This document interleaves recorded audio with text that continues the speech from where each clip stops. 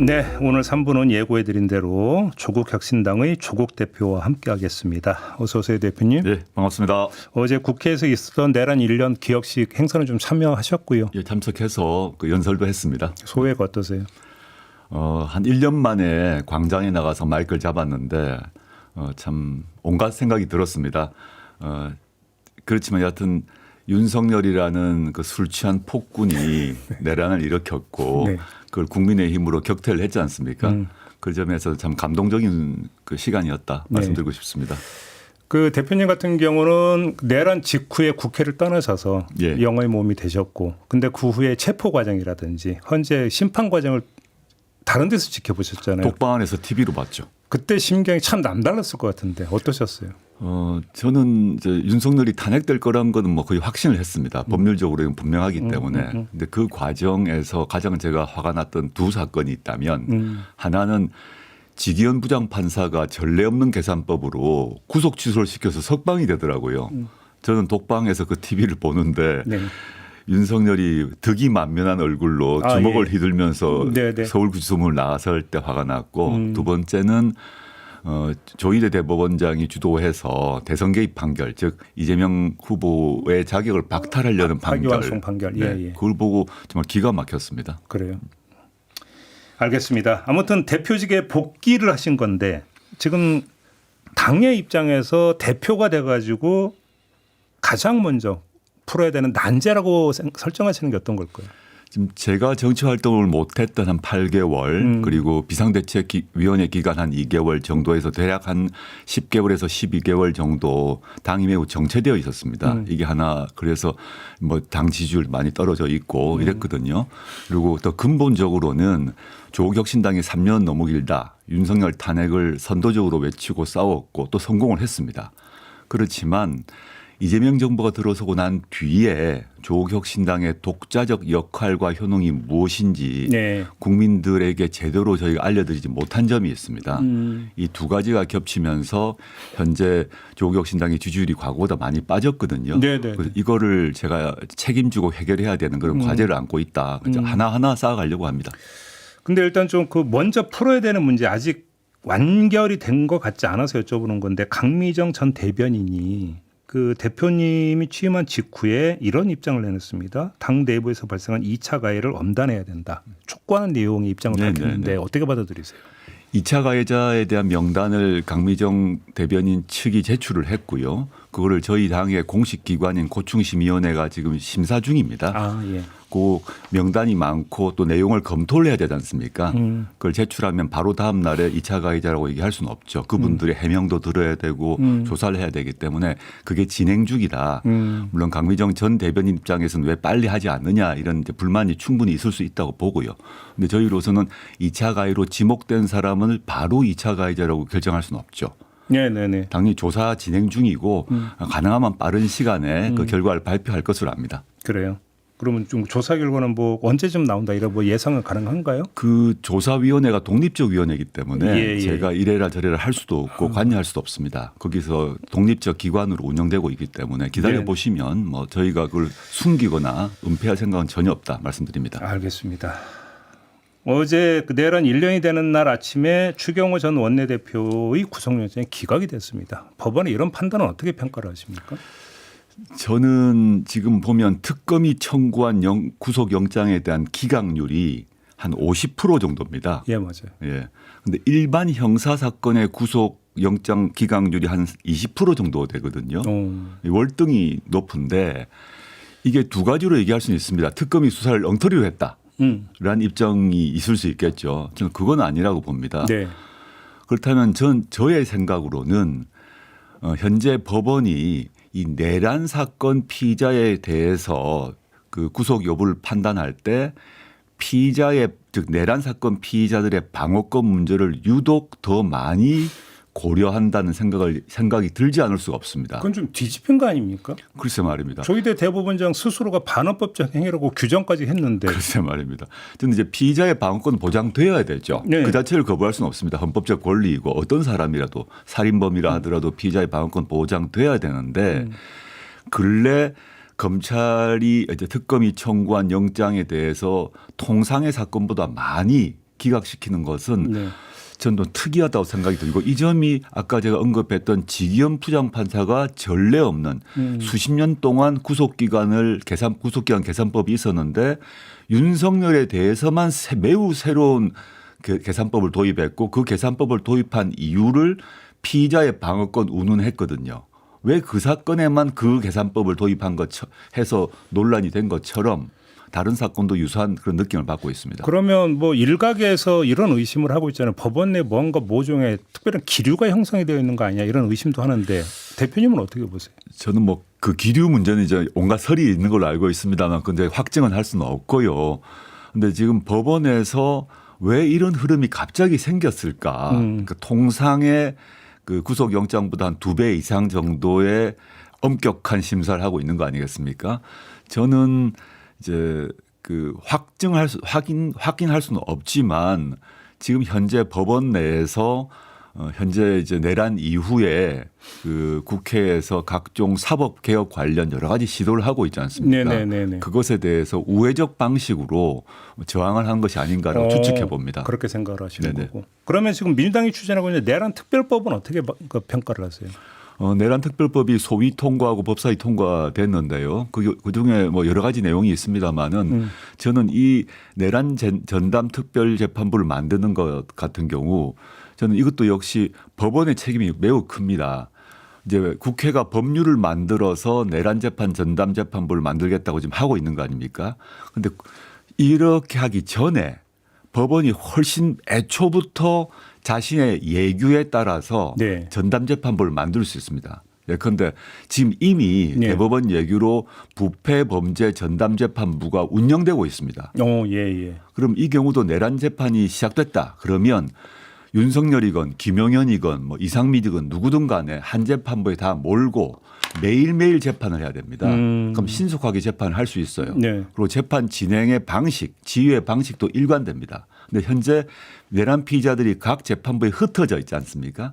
흩어져 있다 보니까 재판 진행 속도도 다르고 재판 지휘도 다르고 해가지고 많은 국민들이 보고 왜 이러지 불안한 느낌을 줍니다. 그럼 애초에 부패 전담 재판부를 운영하고 진행했던 것처럼 네. 내란 재판부도 그렇게 했어야 돼요. 그런데 그렇게 하지 않다 보니까 재판 속도가 늦어져서 12.3 내란 1주년이 됐는데 한 명도 아직 유죄 판결 안 나온 거죠. 그렇죠. 뭐 사람들이 불안한 거죠. 그렇죠. 그러니까 국회가 나설 수밖에 없었다고 보고 예. 근데 국회가 이제 지금 본회의는 아직 가지 않았습니다만은 지금 법 쪽에 또는 사법부에서 위헌 소지가 있다는 우려하는 조항이 몇 개가 있는 것 같습니다. 그런 점들은 빨리 제거해서 좀 처리해야 된다고 봅니다. 그렇게 그러면 예를 들어서 위헌 소지가 좀 있으니까 좀 이건 좀 손봐야 된다라고 꼽으시는 게 어떤 게 있는 겁니까? 제가 법사위 통과한 법률안은 제가 그 확인을 어제 못했는데 소위에 통과했던 법안 내용을 보면 그 내란 재판 특별부의 판사를 구성을 하는데 예. 판사의 추천권을 법무부가 추천하는 게 있습니다. 예. 그러니까 그 판사 구성을 여러 군데가 추천을 하는데 법무부는 행정부 아닙니까? 그렇죠. 그리고 법무부는 검찰을 지휘하는 곳 아닙니까? 네. 근데 그런 곳에서 판사를 지휘하는 건 위헌 소지가 있습니다. 저는 법무부가 추천하는 건 빼야 된다는 입장입니다. 예. 전 법사위의 위원들에게 이거 빼야 된다는 얘기를 했는데 어제 밤에 제가 집회 참석하느라고 최종 확인을 못했는데 예컨대 그런 건 빠져야 됩니다. 법무부 얘기 나왔으니까 박성재 법무부 장관이 장관직을 수행하면서 수시로 김건희 씨하고 메시지를 주고받고 거의 뭐 수사 상황 파악해서 전달을 하고 안방마님이라고 했더라고요. 이런 행태를 이걸 어떻게 이해할 수 있는 겁니까 이걸? 저는 뭐 대통령 위에 실제 김건희가 있었던 걸 확인할 수 있고요. 통상 그 시중에서 V0라고 한 말이 확인됐다고 보고 박성재 씨가 김건희 씨를 김안방이라고 저장했지 않습니까? 맞아요. 예. 그럼 그 김건희는 안방마님, 자기는 마당새라는 그 인정인 거죠. 스스로 생각하고 있었던 거죠. 예. 그리고 이건 뭐 농반 진반의 말씀입니다만 더 중요한 것은 수사 지휘나 수사 간섭은 대통령도 하면 안 됩니다. 그렇죠.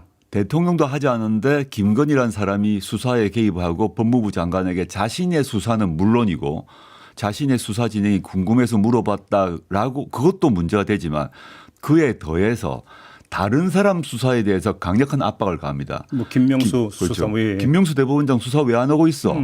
김병숙 수사 왜 안 하고 있어?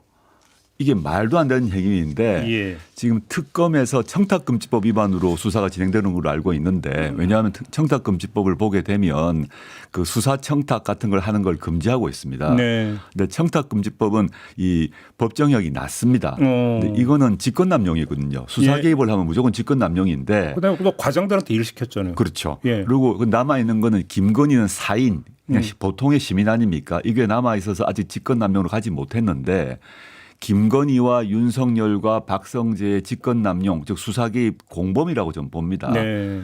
이 김건희 씨가 박성재 장관에게 문자를 보냈을 뿐만 아니라 윤석열도 박 장관에게 한동훈이 사악한 놈이라고 하면서 또 문자를 보냈어요. 맞아요. 예. 그것도 수사 개입이거든요.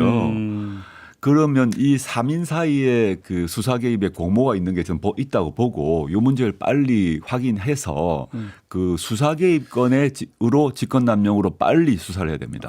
직권남용죄 성립이 된다. 당연히 되죠. 과거 최순실 사건 때 보게 되면 최순실은 사인 아닙니까? 그렇죠. 하지만 최순실이 그 당시에 박근혜 그다음에 몇 명의 장관 수석들과 소통한 걸 이유로 유죄 판결 났습니다. 직권남용 유죄 판결. 판례도 있다. 네, 판례가 있습니다. 알겠습니다. 장동혁 대표가 어제 12.3 비상계엄은 의회 폭거에 맞서기 위한 계엄이었다 이렇게 성격 추적을 했는데 아니, 의회 폭거면 저는 그 의회 폭거를 주도한 폭력범입니까? 네. 제가 폭도입니까? 예. 뭐 더 이상 그 평가는 안 여쭤보겠는데요. 근데 그 장동혁 대표가 지금 토론하시기로 하셨잖아요. 예. 그 항소 포기 문제에 대해서. 네네네. 그건 실제로 되는 겁니까? 아니, 당연히 돼야죠. 저희가 여러 번 제안했고요. 예. 그리고 지난 월요일 날 실무팀이 만들어졌고 시간 월요일에? 장소, 시간 장소에 대한 의논을 하고 오늘 내일 정도의 일자는 빨리 확정하자라고 좀 재촉해둔 상태입니다. 근데 민주당은 그렇게 좀 탐탁치 않은 시선으로 보는 것 같던데. 그건 뭐 저도 알 수가 없죠. 제가 뭐 민주당이 탐탁지 않다고 제가 안 해야 되는 이유는 없는 것 같고요. 예. 저는 이제 대장동 항소 포기 사건이 그 재판 항소 포기 결정만이 아니라 이 사건은 이제 점점 언론 보도를 통해서도 특검 수사를 통해서 나오고 있습니다만은 네. 수사 기소자에서 검찰의 조작이 확인되고 있기 때문에 대장동 항소 포기 문제는 그 재판만이 아니라 재판에서 항소 포기 검찰의 항소 포기 결정만이 아니라 그 이전에 검찰의 수사 기소까지 종합해서 네. 좀 토론을 해야 된다고 보는 입장입니다. 민주당 얘기 나왔으니까 그 정청래 대표 만나셨잖아요. 예. 그 자리에서 이제 대표님이 원내 교섭단체 구속 요건 이야기 하셨고, 근데 정청래 대표는 내가 대표되기 전의 일이라고 이야기를 했고, 지금 그러니까 그 이전에 그 이루어졌던 약속이 깨질 상황도 배제를 할 수 없다라는 진단이 나오는데 어떻게 받아들이십니까? 좀 뭐 그렇게 생각하고 싶지 않습니다. 네. 뭐 다들 아시다시피 대선 전에 민주당을 포함해서 조국혁신당 등 그 당시 야당들이 모두 모여서 정치 개혁을 하겠다고 그 다 대표들이 서명을 했습니다. 물론 당시는 대표가 정청래 대표가 아니라 박찬대 대표 권한 대행이셨죠. 그런데 박찬대 개인이 하신 게 아니지 않습니까? 공당의 대표로 하신 거고 거기를 보면 대선 직후라고 되어 있습니다. 대선 직후에 정치개혁. 그 정치개혁의 내용으로는 원내교섭단체를 유신전으로 정상화한다. 그 교섭단체 숫자죠. 그다음에 총선에 있어서 표의 비례성을 높인다. 뭐 등등 이렇게 나와 있습니다. 그거를 이제 개인 차원으로 한 서명은 아닐 거라고 보고 전 정청래 대표께서도 정치개혁 특위를 만들어야 된다 점 동의를 하고 계세요. 근데 근데 민주당 일각에서는 원내교섭단체의 요건을 완화하게 되면 조국혁신당이 원내교섭단체 즉 제3 원내교섭단체가 되고 그러면 국회 운영에 있어서 민주당 마음대로 할 수 없는 점이 좀 불편하게 생각하시는 분 일부는 있는 것 같습니다.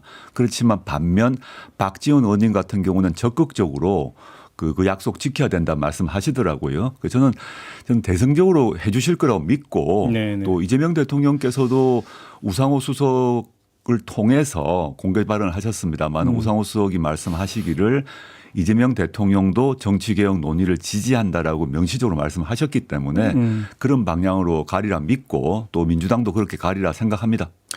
아까 이제 그 대표로 복귀하고 나서의 과제 이런 것들을 질문을 드렸을 때 이제 대표님의 답을 한마디로 정리를 하면 좀 더 개혁적인 사회 경제적 과제를 선도적으로 풀겠다. 이런 걸로 이해를 해도 될 것 같은데. 네, 맞습니다. 민주당이 그리고 이재명 대통령께서도 명시적으로 말씀하셨습니다만은 중도 보수 정부 또 중도 보수 지향 정당이라고 말씀을 하셨어요. 저는 그건 정치적으로 현명한 전략이라고 봅니다. 네. 특히 중도 보수 정당 또는 보수 정당이라고 인식되었던 국민의힘이 극우화되어 있는 상태에서 오른쪽 즉 보수 진영을 집권당이 또 정부가 장악하는 건 자연스럽죠. 그런데 그러다 보니까 통상의 국민들은 민주당에 대해서 중도 진보 정당이라고 인식하는 경우가 다수였을 것입니다. 네네네. 그런데 민주당이 중도 보수로 옮겨왔기 때문에 그러면 중도 진보에 속하는 국민들의 희망, 꿈, 요구는 누가 반영할 것인가? 네. 저희가 해야 된다고 보고 그럼 그게 뭐냐? 제가 이제 부동산 문제 같은 경우는 노태우 정부 때 시도하다가 일부 위헌 났던 토지 공개념 이게 해결돼야 부동산 문제 해결되거든요. 그런데 민주당은 그걸 부활시킬 생각이 없습니다. 네. 또는 인권 관련해서는 오랫동안 여성단체나 시민단체가 일관되게 주장해왔던 보편적 차별금지법 같은 경우는 민주당은 하지 않겠다고 얘기를 해왔거든요. 저는 하겠다는 게 당론입니다. 이런 식으로 사회경제적 개혁과 인권 개혁에 있어서는 민주당과 분명한 차이가 있습니다. 그러면 예. 민주당과의 차이 말고 그럼 이렇게 한번 질문을 바꿔볼게요. 그 이전에 있던 정의당과의 차이점은 어디에 있는 겁니까? 정의당과의 차이는 이제 정반대 측면인 것이죠. 저희가 이제 정의당과도 차이가 있고 민주당과 차이가 있는데 정의당 경우는 저는 정체성 정치 좀 어려운 말입니다만은 해왔다고 보는데 정의당의 이제 비전과 그 정체성이 있겠죠. 그걸 중심으로 정치를 하셨던 것 같아요. 그래서 민주당과의 구별을 좀 과도하게 그은 게 아닌가. 그러다 보니 민주당과 확실하게 협업하는 모습이 보이지 않고 네. 독자성을 너무 강조했다라고 보입니다. 예. 저희는 그래서 그 점에 있어서는 정의당과 차이가 있는 게 예를 들어서 지난 대선에서 저희는 후보를 안 냈지 않습니까? 바로 이제 선거 얘기로 가는데 그럼 예, 마지막으로 네네. 이게 참 어려운 문제가 그러니까 정당으로서의 존재감을 각인시키기 위해서 출마도 해야 되고 네. 그다음에 또 공동전선이라는 게 있고 여기서 어떻게 그러면 절묘하게 그러니까 이걸 하느냐가 되게 중요한 문제잖아요. 그렇죠. 그럼 네. 지방선거의 전략은 어떻게 됩니까? 대선 시기는 저희 후보 안 냈지 않습니까? 네. 그 지난 총선 시기는 이른바 지민비조, 지역구는 안 내고 비례는 조국혁신당 이런 전략을 폈다면 지금 앞으로 다가올 지선에서는 물론 좀 확정되지는 않았습니다만은 저희의 전략은 이렇습니다. 광역자치단체장 선거에서는 무조건 연대해서 국민의힘을 0으로 만든다. 이 전략입니다. 예. 저희가 후보를 내건 안 되건. 후보 경쟁은 없다. 예. 민주당 후보와의 경쟁은 없다. 여하튼 연대해서 1대1로 붙도록 만든다는 네. 전략이고 그러나 기초 단위에는 경쟁한다. 그건 호남만이 아닙니다. 어느 지역이든. 영남이건. 예. 그런데 영남, 호남 모두에서 다인 선거구 즉 3인 이상 선거구가 많습니다. 거기에 지금까지는 민주당 둘, 알겠습니다. 국힘 하나 이랬다면 또 반대쪽은 민주당 국힘 둘, 민주당 하나 했다면 저희가 꼭 한 자리씩 들어가겠다는 것입니다. 알겠습니다. 시간 관계상 오늘은 여기까지만 진행을 하고요. 나중에 다시 한번 모시겠습니다. 다시 불러주십시오. 고맙습니다, 대표님. 네, 감사합니다. 네, 조국혁신당의 조국 대표와 함께했습니다.